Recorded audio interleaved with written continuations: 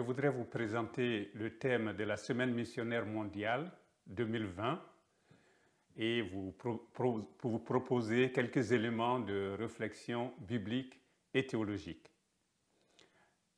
Me voici, envoie-moi. Ce texte vient de Isaïe 6, 8 et renvoie donc à toute une réflexion, on pourrait dire sur le prophétisme, mais aussi sur l'envoi du missionnaire. Avec les psaumes, Isaïe est le livre auquel le Nouveau Testament a emprunté le plus de citations. La pluralité d'auteurs n'empêche cependant pas de parler de l'unité des livres du prophète Isaïe, de sa permanence, des thèmes et aussi les prophéties de jugement sur Israël, de prophéties de malheur sur les peuples étrangers et aussi de prophéties de salut, pour Israël principalement. Le thème que je vais présenter va se dérouler en 4 temps et il y aura un 5e point qui sera la conclusion. D'abord, Isaïe, un envoyé de Dieu. Ensuite, il y aura Jonas qui est envoyé par Dieu. Le 3e développement que je vais proposer, c'est qu'il y a plus que Jonas en la personne de Jésus.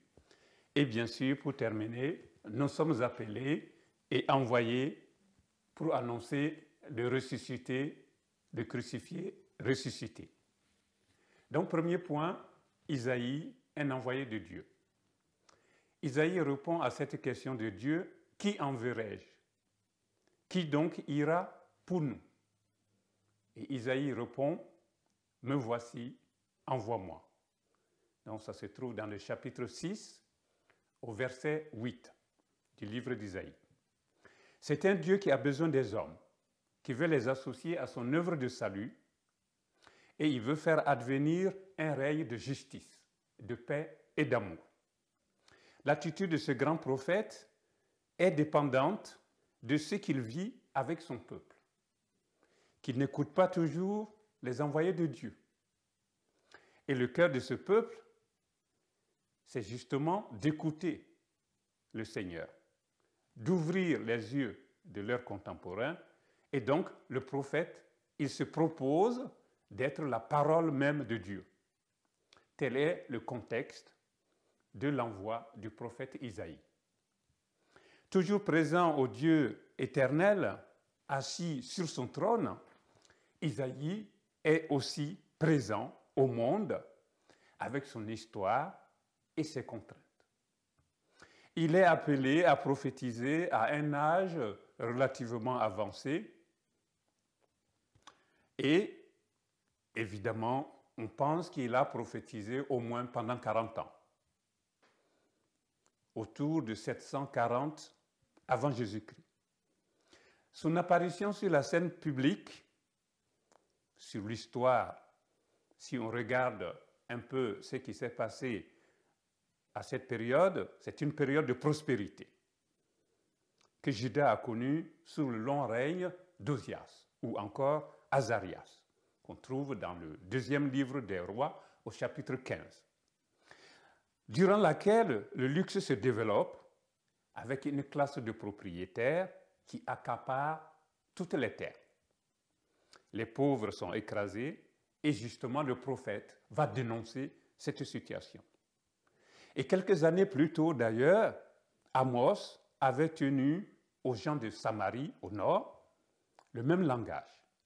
Donc ce qui est mis en avant, c'est l'amour et l'alliance de Dieu qui sont indéfectibles, comme on peut le lire dans le chapitre 49 d'Isaïe. Dieu va consoler et sauver. Dieu met sa puissance de créateur au service de son dessein de salut, qui est destiné à tous les peuples du monde. Et donc, le privilège d'Israël demeure, bien sûr, celui qui est le saint de manière absolue, comme on peut le lire dans le chapitre 40 d'Isaïe, eh bien, il est aussi le saint d'Israël, spécialement élu, appelé, envoyé au monde. Mais qui va être le serviteur de Dieu? Est-ce que c'est Israël tout ensemble? Est-ce que c'est une élite? Est-ce que c'est le second Isaïe, comme on peut le dire, qui finalement va être envoyé? Et c'est là que Isaïe répond, me voici, envoie-moi. Donc la première chose qu'il faut regarder, il me semble, c'est comment ce Dieu se présente. Et donc c'est mon premier petit point, un Dieu saint et transcendant. Pour Isaïe, Dieu, le Saint d'Israël, est le Dieu qui entend se lier à son peuple. L'expression Saint d'Israël peut être caractérisée comme la note spéciale de ce qu'on pourrait appeler la théologie de l'école d'Isaïe. Et cette sainteté de Dieu est jalouse. Elle ne tolère pas d'être partagée avec des idoles, pas plus sur le plan religieux que sur le plan politique. Dès lors, on comprend la condamnation de l'orgueil, la condamnation de l'idolâtrie sous toutes ses formes, la confiance qu'on met dans les armes et les alliances secrètes. Ce Dieu transcendant a une histoire qui ne coïncide pas toujours avec celle du monde. Le plan de Dieu est caché, souvent déroutant, souvent incompréhensible, mais toujours plus sage que les conseillers réputés habiles. Et pourtant, le prophète accorde une grande importance à l'activité et même à l'initiative des hommes, qui ne sont jamais sauvés ou condamnés malgré eux. Pour Isaïe, les êtres humains doivent avoir une foi énergique, vigoureuse, mais faite de calme et d'humble confiance, même en temps de guerre. Le deuxième point, et qui révèle un peu Dieu, le Dieu d'Isaïe, c'est que c'est un Dieu juste et plein d'amour. Ancré dans la tradition davidique, Isaïe est convaincu que le roi idéal de l'avenir sera toujours un fils de David, dont le royaume messianique sera établi à Jérusalem, le centre du monde, vers lequel convergeront toutes les nations, comme on peut le lire dans le chapitre 2 d'Isaïe. Dieu ne va pas cesser d'aider les siens, de les soutenir, de les porter, de les supporter même et de les guider. Mais aussi, il va les associer à son plan de salut qui va s'élargir à tous les peuples. Sa justice apparaît comme la miséricorde, comme la miséricordieuse fidélité telle que Isaïe va présenter dans tout son livre. Et le fait que Dieu sauve témoigne de son amour fidèle, à l'image de la sollicitude d'un père pour ses fils, ou d'une mère pour ses enfants, ou encore d'un époux pour son épouse.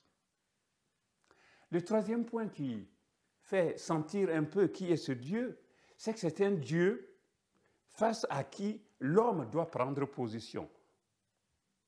Donc Dieu est fidèle, il libère, il affranchit et rachète, il console, il réconforte.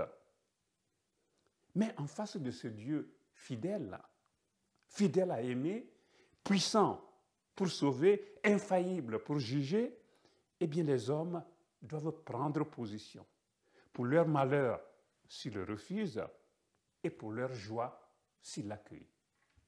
Cela suppose, dans ce dernier cas, conversion, joyeuse louange, mais aussi obéissance empressée.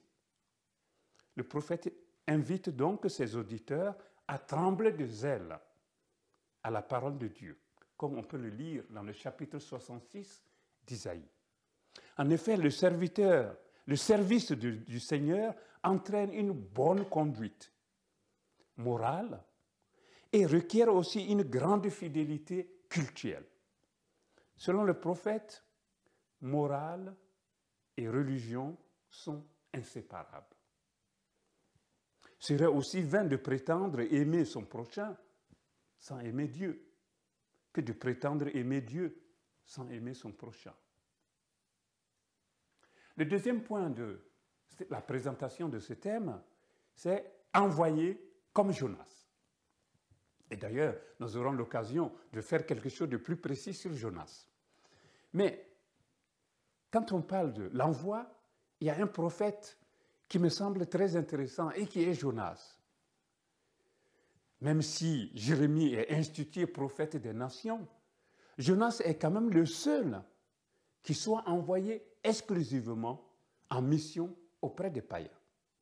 Dans la première moitié du 8e siècle avant Jésus-Christ, comme on peut le lire dans le chapitre 14 de du deuxième livre des rois, eh bien le livre de Jonas peut dater de la fin de la période perse, après l'exil.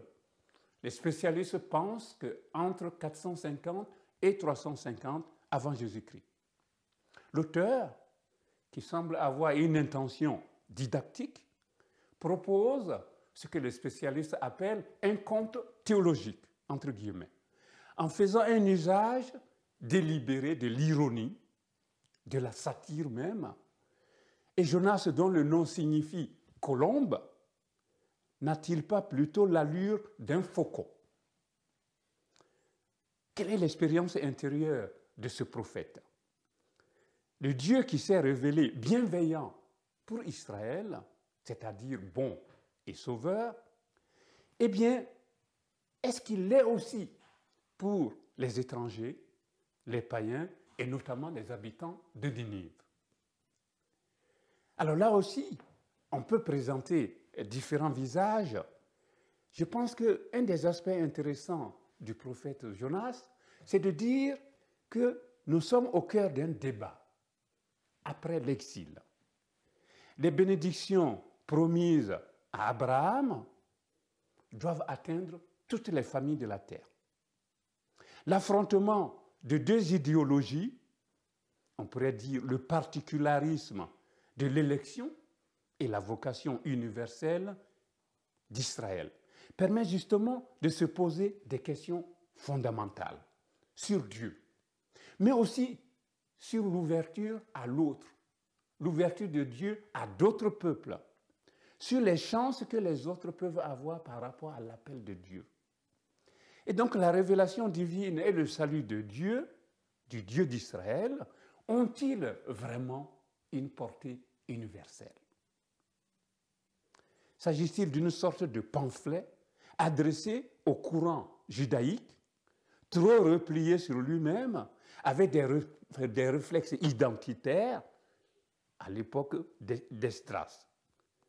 Donc, en fait, pour survivre et garder son identité, la communauté juive était tentée, je pense, même si elle était invitée, à se séparer du reste des populations, du reste des païens qui étaient autour d'Israël. Donc, qu'en est-il justement de la vocation universaliste d'Israël? C'est ça, c'est cette question qui est posée avec Jonas. Jonas qui est envoyé aux païens. Et Jonas n'est-il pas justement le signe de la portée universelle du salut? Le salut dont nous allons parler tout à l'heure, le salut de Jésus-Christ, avec l'évangile. Et les deux évangiles, justement, qui parlent de Jonas et dont je vais vous dire un mot tout à l'heure. Le Dieu de Jonas, entre guillemets, il est étonnant, car son amour universel est bouleversant et un universalisme qui s'étend jusqu'aux extrémités de la terre, puisque Jonas est envoyé aux païens. Qui fait que la question qui est fondamentalement posée, c'est comment accueillir l'appel à la conversion et comment accueillir le salut. C'est la question avec Jonas. L'oracle prophétique est une brève condamnation. Encore 40 jours et Ninive sera détruite. On a envie de dire, ce n'est pas vraiment un appel clair à la conversion. Et en même temps, on se dit, avec le prophète, il y a tout un cheminement. Avalé par un gros poisson, le prophète réfractaire adresse une prière au Seigneur. Et le Seigneur le délivre. Premier message important. Quand on prie le Seigneur, il est là. Et il y a un nouvel ordre de mission, on pourrait dire. Cette fois, Jonas obéit. Et les habitants de Ninive, qu'on appelle les Ninivites, ils vont se convertir, ils vont faire pénitence. Devant le succès de sa mission, paradoxalement, Jonas souhaite la mort. Parce que finalement, il n'est pas très heureux que les païens se convertissent et bénéficient du salut de Dieu. Donc, dans un mouvement de colère et même de désespoir, Jonas s'adresse au Seigneur qui justifie son attitude à l'aide d'une parabole, qu'on peut lire justement dans le chapitre 4 de Jonas. Cette figure de Jonas, prophète désobéissant, est intéressante pour préciser l'envoi, pour préciser toutes nos réticences à dire oui et l'ouverture du salut aux païens. En effet, avec justement Jonas, et même le signe de Jonas dont il va être question dans les évangiles, c'est amorcer une lecture christologique de ce conte théologique dont je vous ai parlé. Jonas devient une figure du Christ qui est digne d'être appelé et envoyé. Telle est la question. Qui acceptera librement d'être envoyé et pourquoi faire? Donc comment Dieu, devant ce changement du peuple, devant le changement, la conversion des païens, Dieu va manifester son désir de sauver tout le monde. Et donc, le Dieu qui se présente, et c'est ce troisième point intéressant avec Jonas, c'est un Dieu créateur, mais un Dieu sauveur. Dieu est à la fois Yahvé, le Dieu d'Israël, le Dieu de l'Alliance, le Dieu qui peut être invoqué par toutes les créatures. Ce qui semble être un paradoxe insoutenable pour Jonas et le parti qu'il représente, c'est que le Dieu d'Israël prend soin de tous les êtres humains et que tous peuvent le confesser comme Seigneur. Le regard de miséricorde porté sur la maison d'Israël, pour ne pas l'exterminer, comme on peut le lire dans le livre du prophète Ézéchiel au chapitre 20, eh bien, s'étend désormais, et de la même façon, aux païens. Jonas ne supporte pas cela. Il sait que le Dieu de l'Alliance est un Dieu plein de pitié et de tendresse, lent à la colère et plein d'amour. Mais Jonas a du mal à accepter que ce Dieu soit le même et qu'il ait les mêmes sentiments pour les païens, qu'il soit aussi plein de bonté, plein de miséricorde et de pitié pour les païens. Alors que Jonas est de mauvaise volonté, et j'ai presque envie de dire, il va faire le service minimum, puisque la ville était tellement grande qu'il fallait 3 jours pour la traverser, eh bien Jonas va marcher pendant une journée et puis va s'arrêter. Mais le message sera entendu. Et tout le monde va se convertir. Et le texte même dit, jusqu'aux animaux. Tout le monde se convertit. Et devant le succès de sa mission, paradoxalement, Jonas est furieux contre Dieu. On a presque envie de dire, il aurait préféré que les païens, eh bien, ils ne bénéficient pas de la miséricorde de Dieu. Donc, cette vue du monde païen, capable d'écouter la parole de Dieu, capable de se convertir, eh bien, devient un signe très fort. Parce que le monde païen entend l'appel de Dieu et il entre tout de suite dans une dynamique de conversion. La détermination n'est pas aussi grande chez les héritiers de l'Alliance, alors que les païens sont en attente des envoyés de Dieu, de la parole de Dieu. Et donc, on a envie de dire, il y a là vraiment une sorte de provocation de Dieu qui finalement, sa parole est entendue et provoque la conversion. Donc, on peut dire qu'il y a un drame personnel au niveau de Jonas, mais c'est un drame aussi qu'il faut peut-être regarder de plus près au niveau du peuple d'Israël. Le récit prend des allures de comédie, révèle un drame personnel de Jonas, et le prophète est constitué dans son être profond par l'appel de Dieu et la mission qu'il a reçue. Il ne se réalisera lui-même que dans la fidélité à sa vocation, à sa mission. Or, Jonas refuse sa vocation et le succès de sa mission l'étonne aussi. Jonas préfère-t-il perdre son identité pour sauver l'identité de son peuple qui, à cette époque, avait tendance a opté pour un repli identitaire. Le troisième temps de la présentation de ce thème « Me voici, envoie-moi », c'est le lien qu'on peut établir entre l'Ancien Testament et le Nouveau, et en particulier ce qui est dit à propos de Jonas. Il y a ici plus que Jonas. Les auteurs des textes évangéliques interprètent le signe de Jonas, de diverses manières d'ailleurs. Notant que ceux qui écoutent la parole de Dieu et qui l'observent semblent s'opposer à la génération mauvaise qui demande un signe. Chez Luc, l'évangéliste Luc, la demande de signe sert à introduire la controverse sur l'origine de l'autorité de Jésus, comme on peut le voir au chapitre 11. Chez Matthieu, Jésus, qui s'est présenté par ses paroles et ses actes comme l'instaurateur du règne de Dieu, se voit pris à partie par les pharisiens.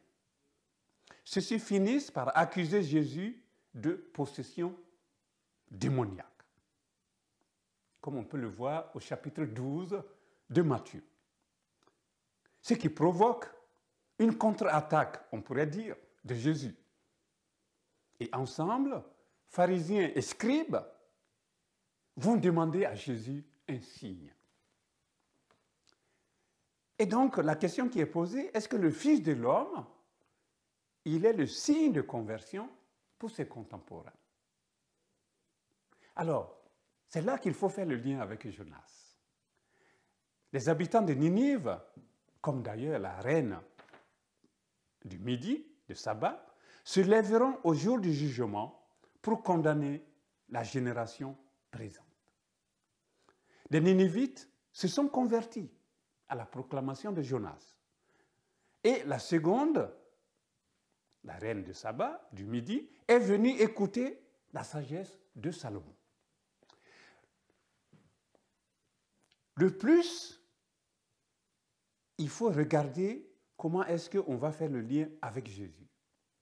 Il y a d'abord le fait que Jonas est resté 3 nuits dans le ventre du poisson. Et il y a aussi le fait que Jésus va être enfoui dans le ventre de la terre pendant 3 jours, ou 2 jours peut-être, selon les spécialistes. Donc, en quoi consiste le Jonas chez Luc et en quoi consiste le Jonas chez Matthieu? Eh bien, comme Jonas fut un signe pour les Ninivites, de même, le Fils de l'homme le sera pour cette génération.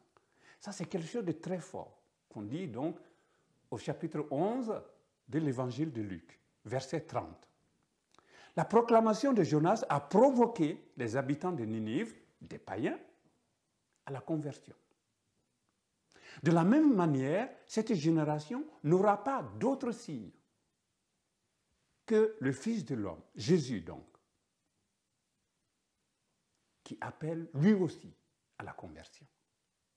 Donc Luc laisse entendre que la prédication du Fils de l'homme va atteindre les païens, comme la prédication de Jonas a atteint les païens, puisque Jonas a été envoyé aux païens.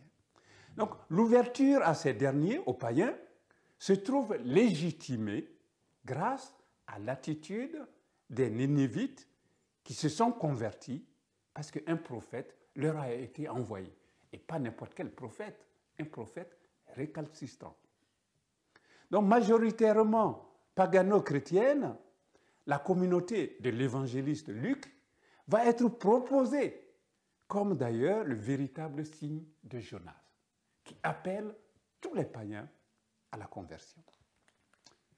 Le deuxième aspect intéressant, toujours en faisant le lien entre Jonas et le Nouveau Testament, notamment les évangiles de Matthieu et de Luc, c'est de dire peut-être que Jonas est le signe de ce Seigneur Jésus qui va souffrir, mis à mort, enterré.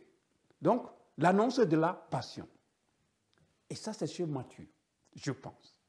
Comme Jonas était dans le ventre du monstre, marin 3 jours et 3 nuits. De même, le Fils de l'homme va être dans le sein de la terre 3 jours et 3 nuits. Les spécialistes vont dire, ce n'est pas tout à fait 3 jours, c'est 2 jours, si on regarde bien. Mais ce qui est intéressant chez Matthieu, c'est de dire que les aventures de Jonas, que souvent on regarde, ce n'est pas ça le plus intéressant, c'est l'enfouissement, le fait qu'il soit enfermé dans le ventre du poisson. Et donc Matthieu va mettre en valeur un contre-signe paradoxal, la mort du Fils de l'homme. Et le signe de Jonas fait donc fonction d'annonce de la passion. C'est par sa mort que doit se révéler celui-là même qui va instaurer le règne de Dieu. Nous arrivons au 4e point de notre présentation du thème de cette semaine missionnaire. Me voici, envoie-moi. C'est appeler pour annoncer le crucifié et le ressuscité, qui est notre mission de baptiser. Il est important de relier l'acte d'appeler à celui d'envoyer. Dieu appelle Abraham, Dieu appelle Moïse, Dieu appelle les prophètes, Dieu appelle les sages. Il les envoie. Il y a un certain nombre qui montrent quelques réticences, quelques objections, mais on peut dire de façon assez générale, tous finissent par répondre. Et même Jonas, si on regarde de près, il finit par répondre. Même si on pourrait dire c'est au deuxième, quand Dieu lui a fait comprendre que c'était important. Donc la réponse est souvent positive. Et donc la réponse est importante. Me voici, envoie-moi, dit Isaïe. Une fois appelé, chacun répond avec son tempérament personnel. Pour Isaïe, la réponse est claire. Me voici, envoie-moi. Isaïe 6, 8. Jérémie fait des objections. Moïse veut des signes qui accréditent sa mission. Il tente même de récuser cette mission et il s'en plaint amèrement. Mais tous finalement obéissent, mis à part Jonas, qui refuse la mission auprès des païens et qui se scandalise du salut des païens. Mais finalement, il y est allé. La mission ne concerne pas seulement les individus, un peuple, une communauté, mais aussi un groupe de personnes peuvent être appelées et envoyées. On peut parler de l'appel d'Israël, de la vocation et de la mission d'Israël. Il s'agit certes du service de Yahvé, mais plus précisément pour Israël, de devenir un peuple phare pour l'humanité entière. Donc le serviteur de Yahvé est envoyé par ce dernier en qualité de messager, de témoin, de chargé de mission, pour faire connaître Yahvé, le Dieu unique, transmettre la lumière de la loi jusqu'auprès des païens qui vont eux aussi bénéficier du salut. C'est ça qui est intéressant avec Jonas et on pourrait dire c'est aussi la même logique avec le Seigneur Jésus. Donc il s'agit de porter la bonne nouvelle aux pauvres, de rendre justice, de proposer l'amour à tout le monde. Donc la mission du prophète de Yahvé est toujours un peu mystérieuse, mais elle ouvre sur une théologie de la parole, une théologie de la sagesse, une théologie de l'esprit. En effet, grâce aux différents envoyés, missionnaires, on pourrait dire envoyés, missionnaires, c'est le même terme. Dieu envoie sa parole, Dieu envoie sa sagesse, Dieu envoie son esprit à toute l'humanité. Donc un lien fort est établi entre le premier et le second testament, en ce qui concerne l'appel, en ce qui concerne la réponse et en ce qui concerne aussi l'ouverture du salut proposé par Dieu. Et c'est dans cette dynamique missionnaire que l'Église se trouve et qui fait que les envoyés de l'Église, les envoyés de Jésus, mus par l'Esprit Saint, sont envoyés jusqu'au bout de la terre. Donc, les envoyés du Fils, justement. Les envoyés du Fils, les 12, mais aussi, à leur suite, tous les baptisés, aujourd'hui, sont envoyés dans cette même dynamique missionnaire du Fils dans l'Esprit.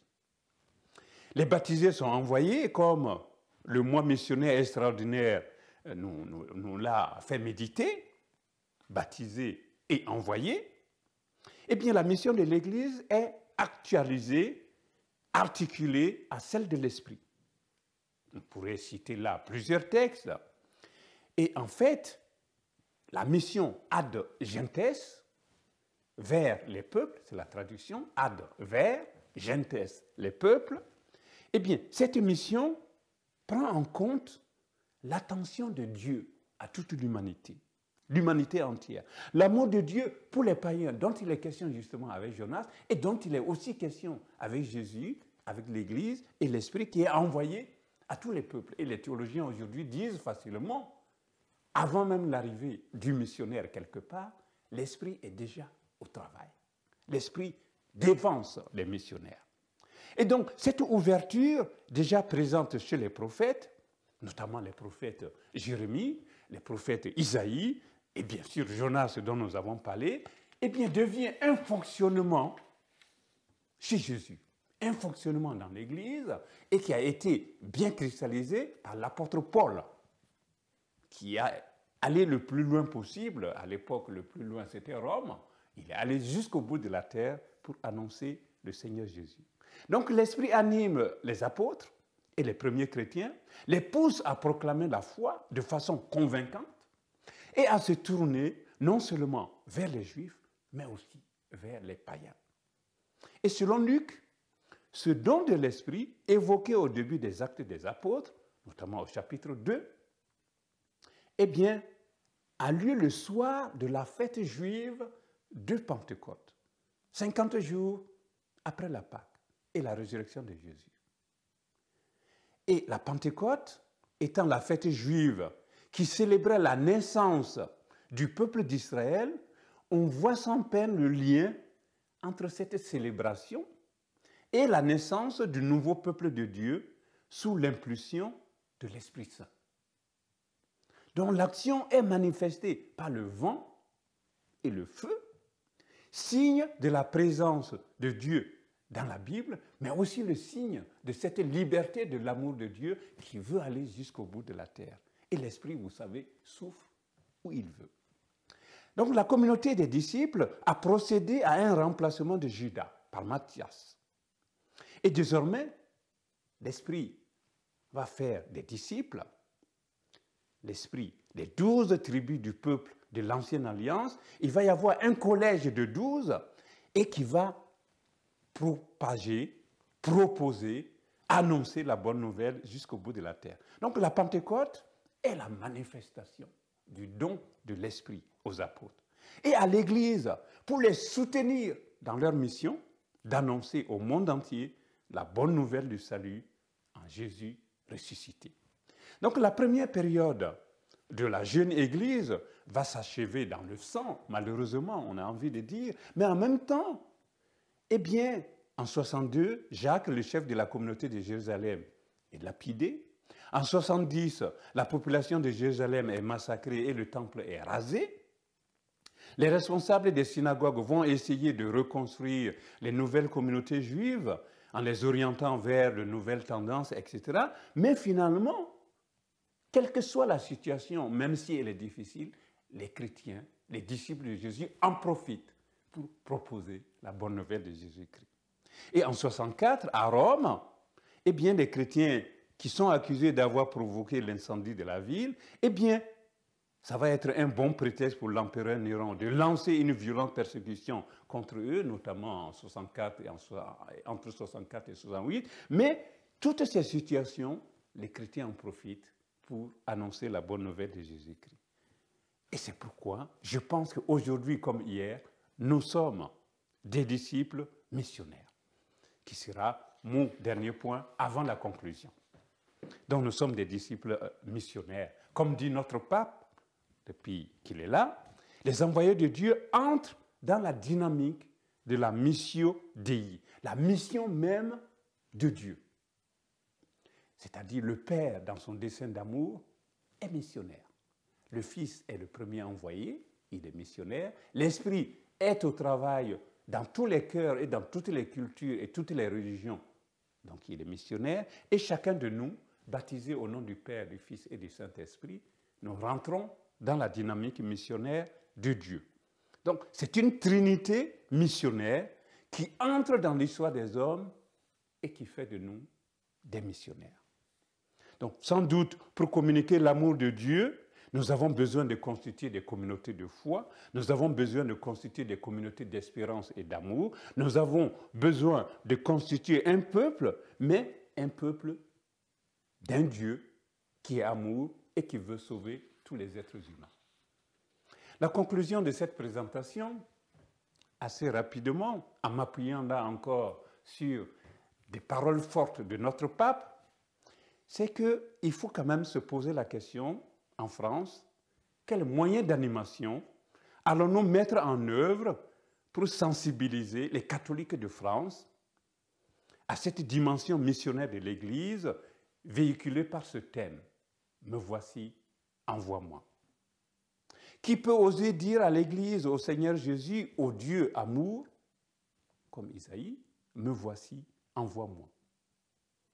Nous sommes déjà appelés, envoyés lors de notre baptême, lors de notre confirmation, et on pourrait dire lors de chaque célébration eucharistique. Nous sommes des disciples missionnaires. Je n'arrête pas de dire notre pape François.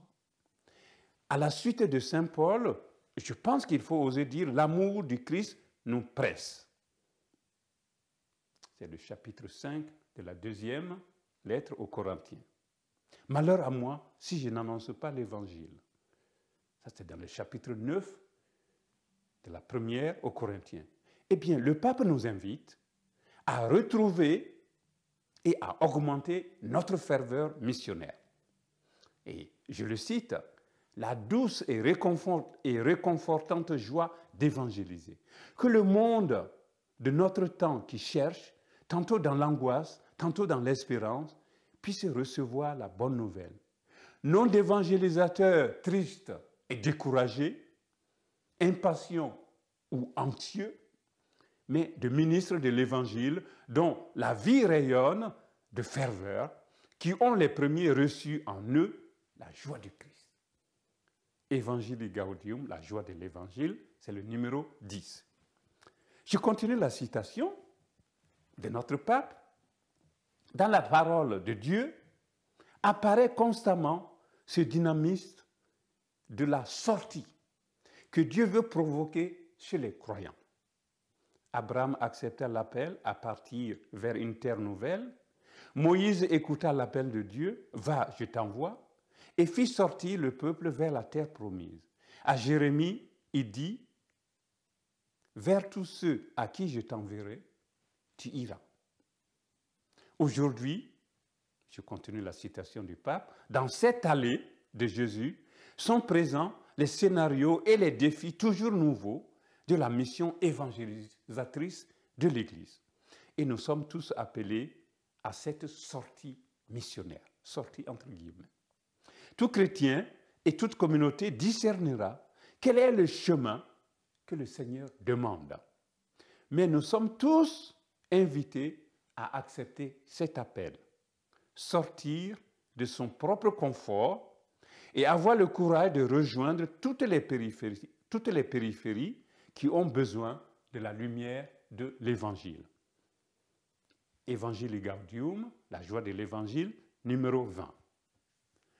Nous pouvons terminer en disant que nous sommes tous des disciples missionnaires. Et en vertu du baptême reçu, chaque membre du peuple de Dieu est devenu disciple missionnaire, comme on peut le lire dans le chapitre 28 de Saint Matthieu. Chaque baptisé, quelle que soit sa fonction dans l'Église et le niveau d'instruction de sa foi, dit le pape, est un sujet actif de l'évangélisation.